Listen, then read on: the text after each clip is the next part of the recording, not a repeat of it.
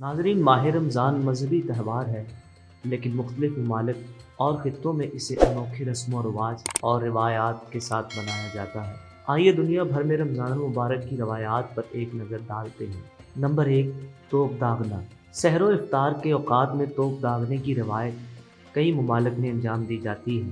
مصر میں ایک جرمن ملاقاتی نے مملوک سلطان الظہیر سیف الدین کو ایک توپ تحفہ پیش کی، جسے سپاہیوں نے شام کے وقت جلایا۔ یہ رمضان المبارک کا مہینہ تھا اور اتفاق سے افطاری کا وقت بھی تھا۔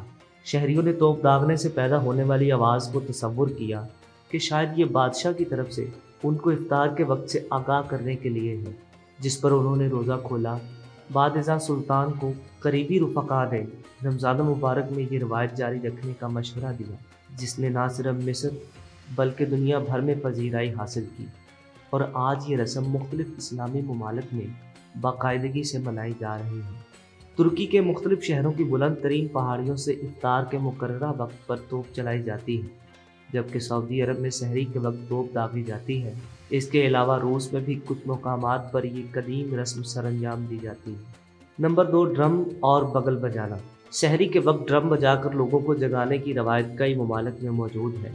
ترکی کے ڈرمر عثمانی عہد کا لباس پہن کر سحری سے قبل سڑکوں پر نکل کر زور زور سے ڈھول پیٹتے ہیں تاکہ گھروں میں آرام سے سوئے ہوئے لوگ جاگ جائیں اور کھانے پینے کا انتظام کریں۔ نمبر 3، منادی کرنا۔ اسلامی روایات کے مطابق مسلمانوں کے اولین مساحراتی یعنی کہ منادی کرنے والے حضرت بلال حبشی تھے، جو پہلے مؤذن بھی تھے۔ حضور اکرم صلی اللہ علیہ وآلہ وسلم نے حضرت بلال کی ذمہ داری لگائی کہ وہ اہل ایمان کو سحری کے لیے بیدار کریں۔ مکہ مکرمہ میں مساحراتی کو زمزمی کہتے ہیں۔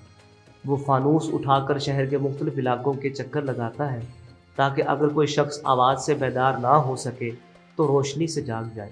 سوڈان میں کئی گلیوں میں سحری سے قبل گھومنے والے مساحراتی کے ساتھ ایک بچہ بھی موجود ہوتا ہے، جس کے ہاتھ میں ان تمام افراد کی فہرست ہوتی ہے جن کو سحری میں باقاعدہ آواز دے کر اٹھانا ہوتا ہے۔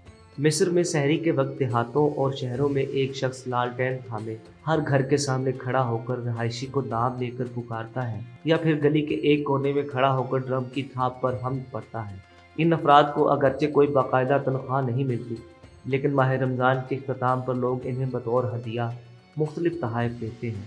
نمبر 4، رمضان خیمے۔ سعودی عرب میں رمضان المبارک کی آمد کے ساتھ ہی خیموں کی تنصیب عمل میں آتی ہے، جہاں پر مختلف ممالک اور قومیتوں کے لوگ افطار کرتے ہیں۔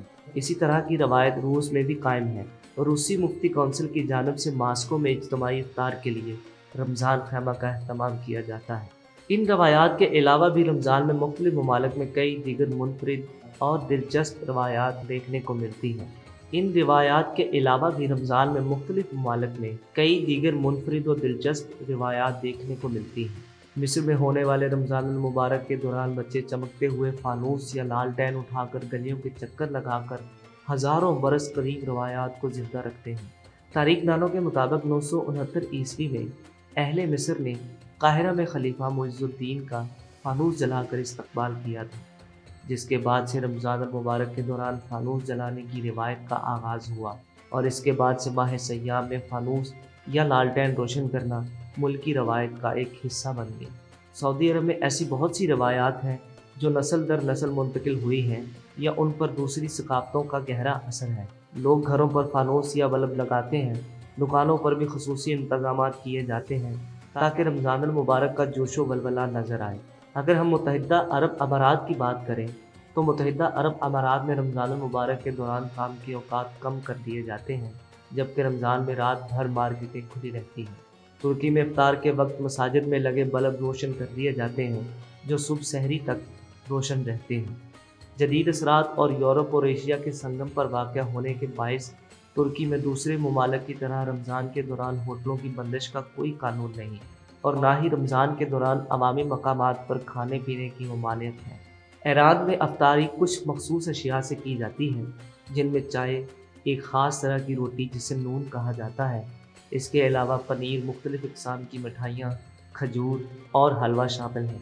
ملائیشیا میں زیادہ تر روزہ دار نماز تراویح کے بعد رات کے کھانے مورے سے لطف اندوز ہوتے ہیں، جن میں روایتی پکوان اور گرم چائے شامل ہوتی ہے۔